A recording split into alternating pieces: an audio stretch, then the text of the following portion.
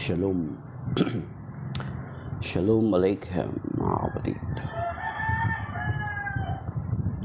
Preaching in the Wilderness series, daily reading of our Catholic Bible reading.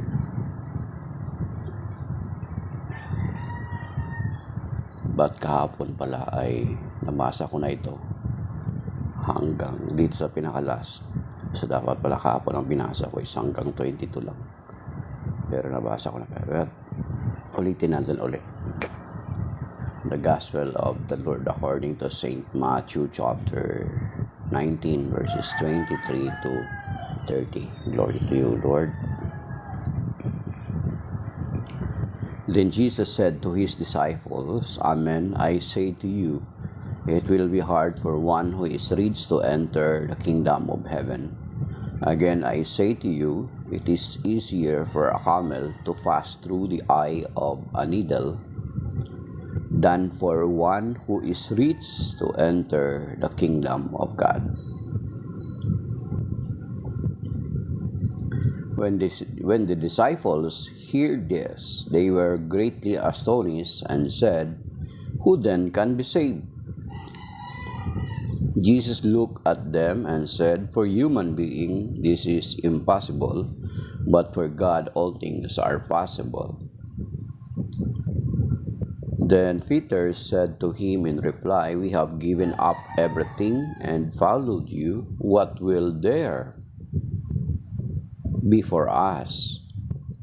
Jesus said to them, Amen, I say to you, that you who have followed me in the new age, when the Son of Man is seated on his throne of glory, will yourselves sit on 12 thrones, judging the 12 tribes of Israel.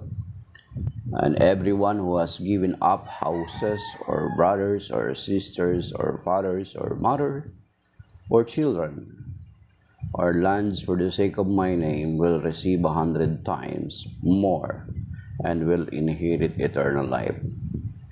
But many who are first will be last, and the last will be first. The Gospel of the Lord. Praise to you, Lord Jesus Christ. So, kahapon, part ito ng Gospel na kung saan ang lumapit yung mayaman sa Panginoon at nagtanong kung paano ba siya makapasok sa buhay na walang hanggan, or paano ba siya makapasok sa kaharian ng langit. Nung sinabi sa kanya ng Panginoon na about sa 10 Commandments, sabi niya, nagawa ko na yan. Sabi ng Panginoon sa verse 19, sabi niya, sa verse 18, sabi niya, he asked him, which one? Jesus replied, You shall not kill, you shall not commit adultery, you shall not steal, you shall not bear false witness, honor your father and your mother, and you shall love your neighbor as yourself. So, yung 10 Commandments, sabi niya, kung babasahin natin pabalik, ay nagawa niya na raw. So, nabigyan na po na natin din kahapon na, so ibig sabihin, parang sinasabi ng Panginoon, it's not just we have to believe in Him, but we have to do His work, to do His will. Ibig sabihin, action word, hindi yung sasampalataya ka lang, okay na. So, malinaw yun, mga kapatid. Then, sa verse 23, ulitin na lang natin. Kasi mga kapatid, alam niyo ba na kapag inuulit-ulit ang ebanghelyo sa pandinig natin, ibig sabihin, binibigyang diin ng Panginoon para maisapuso natin. And then kapag maisapuso natin, saka pa lamang natin maisa sa buhay. That is why the gospel or the word of God is continuously na pinifreach throughout the world for us to live with it, para mamuhay tayo ayon dito. So, sabi dito, ma-easy pa raw ang camel na makapasok sa butas ng karayom kaysa isang mayaman na makapasok sa kaharian ng langit. Alam niyo kung bakit? Kasi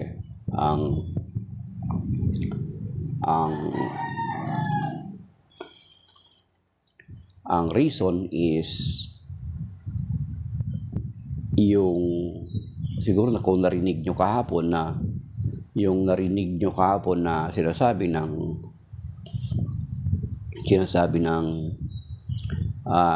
ko kahapon na yung sa Israel ay may tinatawag na eye of an eagle. Hindi po yun literal na butas ng karayom or karayom at kamelyo.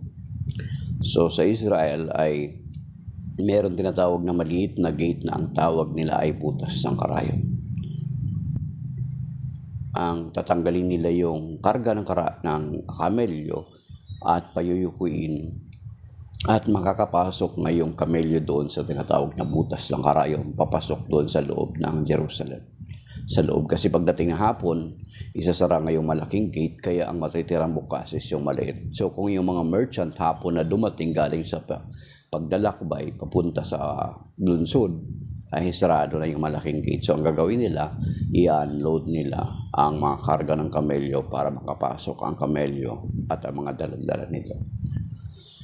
So, yun yung background doon, mga kapatid. So, ang di naman sinabi na hindi makakapasok ang mayaman. It is very hard for them kasi most of them, marami sa mga kapatid natin, mga mayayaman na hirap silang i-detach yung kanilang sarili sa kanilang kayamanan. So, yun yung niya. Na-share ko na rin yan kasi kahapon. So, ang subject dito is mayaman. Siguro i-apply natin sa ating sarili. Hindi tayo, kung maaari, hindi naman talaga tayo, kung nabilong tayo sa grupo na hindi talaga naman tayo mayaman, sasabihin natin, hindi ako kasali dyan kasi hindi naman ako mayaman. So, exempted ako dyan sa gospel na yan.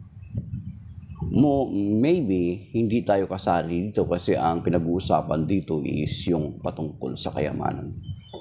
Pero sa atin, maaring hindi man tayo mayaman in material things, pero ano ba yung mga bagay-bagay na pinapahalagahan natin na nagiging sagabal sa ating pagsunod sa Panginoon? Magiging sagabal sa ating paglilingkod, sa ating pagsunod sa Panginoon. Ano ba yun? Baka hindi nga pera, hindi nga kayamanan, hindi nga ari-arian, pero marami pala tayong mga iniingat-ingatan na mga bagay-bagay na nagiging hadlang sa ating pagsunod sa Panginoon, mga kapatid. Unang-una na riyan, yung mga bisyo.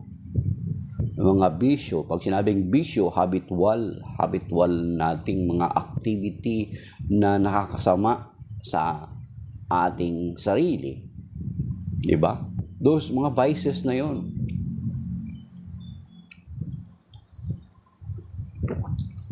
Oo. So, hindi natin masabi na yung ebanghelyo na ito ay para lamang sa mayaman. Hindi para sa atin. Ito ay para din sa atin, mga kapatid. Kasi, maaring wala nga rin kayamanan, pero puno naman tayo ng bisyo. Puno naman tayo ng kasalanan. Asama rin noon yung mga Katoliko tayo, mga Kristiyano tayo, naglilingkod tayo sa Panginoon, pero ang naniniwala pa rin tayo sa pamahiin. Araw-araw ka pa rin nagbubuklat ng horoscope. Di ba? Naniniwala ka pa rin doon na sa swerte. Instead na maniwala ka sa blessings and the blessers, yung sa biyaya at sa nagbibigay ng biyaya, ang ginagawa natin is swerte. Diba? Kaya nga marami sa atin dito, yung mga title ng kanilang account is sa TikTok, ang title ng kanilang account, or kahit sa Facebook, ang title ng account natin is galing sa horoscope. Halimbawa, Sagittarius, Cancer, Virgo, galing sa horoscope. Ibig sabihin, naniniwala pa rin tayo doon, mga kapatid. So, those are hindrances, mga kapatid, kasi hindi yan compatible sa turo ng ating simbahan. Kung babasahin niyo, kung meron kayong Catechism of the Catholic Church, or kahit online, i-try niyo research yung Catechism of the Catholic Church to 116 hanggang to 117. And then, andun yung summary niya sa 2138, Catechism of the Catholic Church 2138, na sinasabi doon na lahat ng mga many of our practices, kahit Katoliko na tayo, ay ginagawa pa rin natin, which is in contrary sa tinuturo ng ating simbahan, mga kapatid. Yung mga pamahiin, pagpunta natin sa mga mananawas, yung may mga hilot-hilot na bulong-bulong, yung ano-ano yung sinasabit natin sa mga bata, yung pamahiin, di ba? Until now, lalo na kapag may isang pamilya na namatayan, yung grabe makikita natin doon na ang pamahiin ay grabe yung practice ng pamahiin na halos hindi bitaw-bitawan. So, those are practices na hindi ka nga mayaman, pero mayaman ka naman sa kung ano-anong mga practices ang ginagawa mo. Basta, sabi ni Ganyo, basta ako umalis na sa Catholic. Oo. Ato parang nakakapatid doon sa 1 John chapter 2 verse 19. Basahin mo 1 John chapter 2 verse 19. So, marami sa atin na kaya yung buhay Kristiyano nila parang papatay-patay kasi hindi yung mga nagpapabigat o yung nagiging hadlang para ma-enjoy natin yung ating pananampalataya. It is because of those obstruction, because of those hindrances sa mga buhay natin. Kasi natin, kino-compromise natin yung ating pananampalataya. Berin mo, Kristiyano ka, marami, mga professing Berin mo, kung Kristiyano ka, totoo kang mananampalataya, berin mo, may image ka ng Santo Niño, tapos tabihan mo ng isang pusa na kumakaway-kaway or palaka na may kwan sa bibig. O maging yung mga Santo Niño natin, yung mga Santo Niño na binibenta ng mga naglalako, yung Santo Niño de Suerte, hindi po yan prescribed ng simbahan. Kahit religious item pa yan, religious object yan, yet ginagamit mo na sasabihin mong Santo Niño de Suerte, then that is in violation doon sa official teaching ng simbahan na Catechism number 2116 hanggang 2117. So, labag yan mga kapatid. Kaya tingnan nyo kung minsan yung mga bahay nyo, yung mga Santo Niño nyo, ang tanongin nyo sa simbahan, magtanong kayo sa simbahan, ano po ba yung prescribed na image ng Santo Niño? May mga prescribed na image ng Santo Niño na approve ng simbahan, mga kapatid.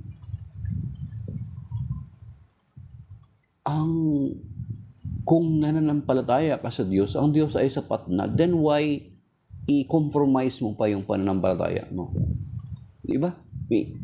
Syncretism yan, mga kapatid, yung pinaghalo-halo natin yung ating pananampalataya ng ibang pananampalataya. Ang lalabas nun, para kang sakang naglalakad or parang baga sa is namamangka ka sa dalawang ilog. So, ibig sabihin, hindi ka talaga ganap na sumasampalataya sa Panginoon. O yan, mga kapatid. Kasi hindi ka nga mayaman, mayaman ka naman sa pamahiin. Di ba? Sino ba? Lang kami dati, yung namatay yung tatay namin, hindi kami nagpasugal. Naglilinis kami sa burol, naglilinis kami sa kabaong. Marami sa atin na kapag may mamatay, takot maglinis, takot magwalis.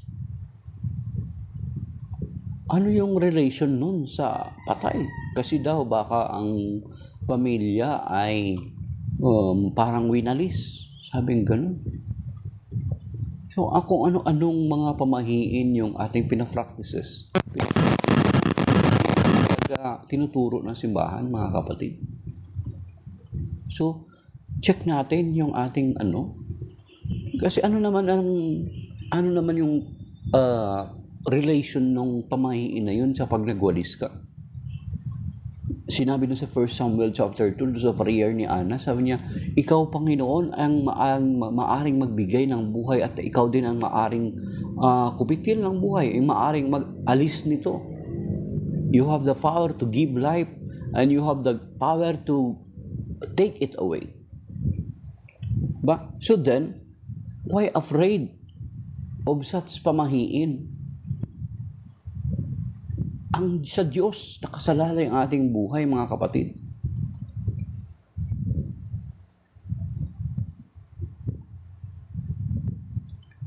So yun yung natin, nakasalalay sa Diyos ang ating buhay. So dapat hindi tayo mag-rely doon sa mga pamahiin.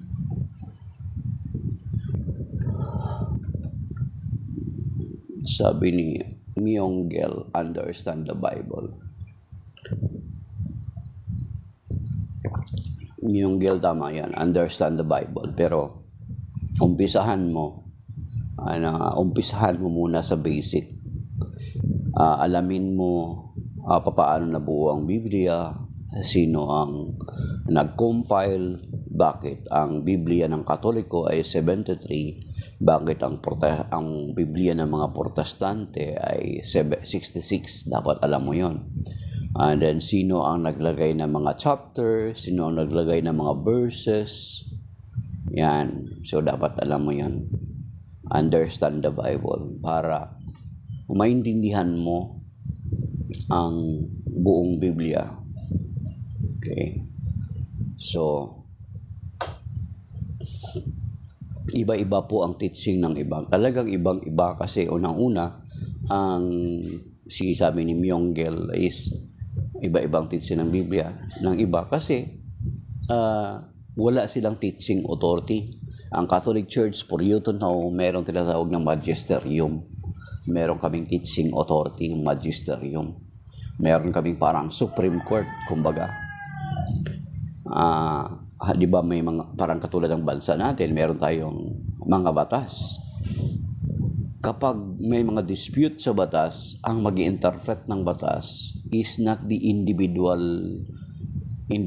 person, but the Supreme Court. The same with us. Meron kaming magisterium. O iba-iba talaga kasi sola fide sila, sola scriptura sila. Gaya ganun. So mga kapatid, yun po na ang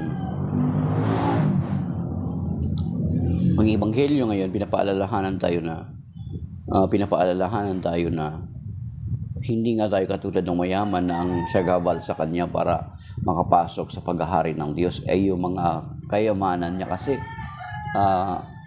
ibig sabihin pinapakita niya dun sa Panginoon na mas mahal niya yung kayamanan niya kontra sa Panginoon. So maaring tinatanong din tayo ng Panginoon sa araw na ito na ano ba yung mahal mo?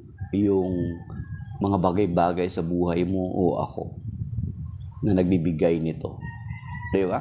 So sometimes we just love the blessings. Sometimes we just value the blessings, but we do not value the blesser. Kaya kung gumagamit ka pa ng swerte, yung term na swerte. Yung term na swerte is ay ibig sabihin parang it happened by chance. It happened by chance. And then pag biyaya kasi, someone who blesses you. Yun yung pagkakaiba. So wala kang hindi ka obliged na magiging grateful kung swerte. Swerte, wala kang pasasalamatan. Pero kung kina-consider mo na biyaya mo, you need to recognize that there is someone who blesses you. Kaya dapat kung Kristiyano ka na, Katoliko ka, dapat iwasan ay swerte. Jack, swerte ito. So instead, thank you sa blessings. Yun mga kapatid. Yung paniniwala nila sa mga revolt tapos yung una sa second commandment kay Moses. Ang second commandment ng Catholic Church, Myongel, ay iba yung pagkakuha namin ng second commandment. Ang ang second commandment ay nakapaloob doon sa first commandment, thou shalt not have other gods beside me. So understood na yun, doon nakapaloob yung other commandments. Of course, kung gusto mo, hanapin mo, may video ako na ginawa dyan, sagot ko dyan patungkol sa tinatawag ng Ten Commandments. Sa profile ko, sinagot ko yung isang foreigner that attacks the Ten Commandments of the Catholic Church. Meron ako itong ginawa. So, hindi ko na i-detail yan kasi out of the topic yan sa ngayon.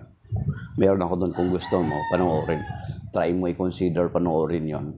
So, pinaliwanag ko roon. Yan.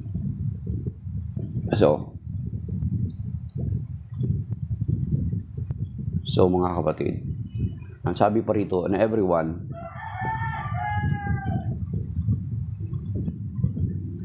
and then actually naano ko na to and then na paliwanag ko na rin ito dito sa verse 29 na ito na katulad ng yung mga itong verse 29 at 30. So maybe i-cut ko na lang kasi kahapon ang haba na rin ng pagbabahagi ko patungkol dito. So, this na lang siguro mga kapatid. Maaring hindi tayo mayaman at hindi nagiging sagabal yung wala tayong sagabal na katulad ng mayaman. Pero, maraming mga bagay-bagay na ating pinaniniwalaan na nagiging sagabal para makapasok ka or maka-breakthrough ka. Kaya hindi ka masaya sa paglilingkod mo kasi tingnan mo, baka may mga iniingat-ingatan ka pa rin sa puso mo. Yung unforgiveness, isa rin yun sa sagabal mga kapatid. Unforgiveness, yung bitterness, yan isa rin yan sa mga sagabal. Then kung gusto natin ma-enjoy or maranasan yung Panginoon sa buhay natin, magkaroon tayo ng kapayapaan. Kung gusto natin maranasan yun, then let us remove all those hindrances. Umpisa natin unti-unti. Yung pamahiin, very grabing yan. Try nyo sa pamahiin. Kumawala kayo dyan sa mga pamahiin na yan. Yung mga bata, pabinyagan nyo ng maaga kung natatakot kayo sa mga bati-bati. Pabinyagan nyo ng maaga. Huwag palagyan ng kung ano-anong pula na parang ginagawa nyong bola-bola. Ginagawa nyo na sinasabitan nyo ng mga maliliit na unan na kung ano-anong mga ang pangalan ng Panginoon ang pangalan ng Panginoong Jesucristo ay sapat na. Yan sinasabi doon sa Philippians chapter 2:10 and 11 that at the name of Jesus every knee shall bow and every tongue confess that Jesus Christ is Lord. So yung pangalan ng Panginoong Jesucristo, bilang magulang may authority ka sa mga anak mo, i-bless mo yung anak mo kung natatakot ka na sa mga bati-bati. Lord, i-bless mo yung anak ko in the name of Jesus Christ of Nazareth. Cover her or him with your most precious blood. Then in the name of the Father, the Son, the Holy Spirit, krusan mo sa noo. Di kaya kung takot ka, bless and exorcise ka ng olive oil yung mga anak mo. O kahit yung mga ari-arian mo, yung bahay mo, i-bless mo ng olive oil na exorcise and bless ng isang exorcist. Hindi naman gagamot ng exorcist, Catholic exorcist. Kaysa sa kung lalagyan mo ng pula-pulan na yon na parang ginawa mong bula-bula. Hindi ganon mga kapatid. So, magpa-bless ka ng olive oil, bumili ka, and then, ipa-exorcise and bless mo sa isang Catholic exorcist. Yun yung gagamitin mo sa bata. Kung natatakot ka sa mga bati-bati. Hindi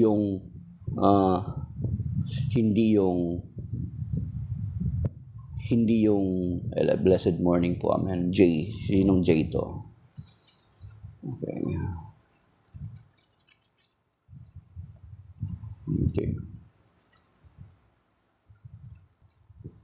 Hindi yung kung ano-ano yung ilagay mo sa bata, mga kapatid. Sikapin na natin kumawala sinakapin natin kumawala dyan sa mga pamahiin na yan. And then, magtiwala tayo, lubos tayo magtiwala sa kapangyarihan ng Panginoon. Ang kapangyarihan ng Panginoon is greater than all the powers of the world, mga kapatid. Then, why not trust the Lord? Rather na ipagkatiwala mo yung sarili mo sa mga bagay-bagay na pinanghahawakan mo.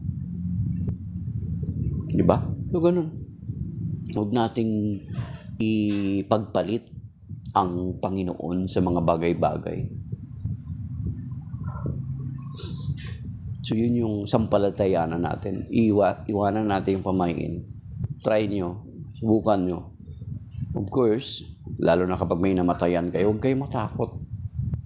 Magtiwala kayo sa Panginoon. Ang Panginoon lang siya nagbibigay buhay. So, tigilan na po natin yun. Kasi those are hindrances, those are obstruction sa pagpasok natin sa pangkarya ng langit, sa pagsunod natin, nagiging sagawal sa pagsunod natin sa kalooban ng ating Diyos. So, maybe that is by now, mga kapatid. Shalom at maraming salamat sa nakisa at sumilip, nanood at nakipag-interact at sa mga nag-like. So, maraming salamat. May the Lord bless us and keep us safe and sound sa araw na ito, mga kapatid. Amen. In the Father, the Son, the Holy Spirit. Amen. So, shalom, shining of my dear brothers and sisters. Thank you po sa lahat ng mga nag-follow din. May God bless us.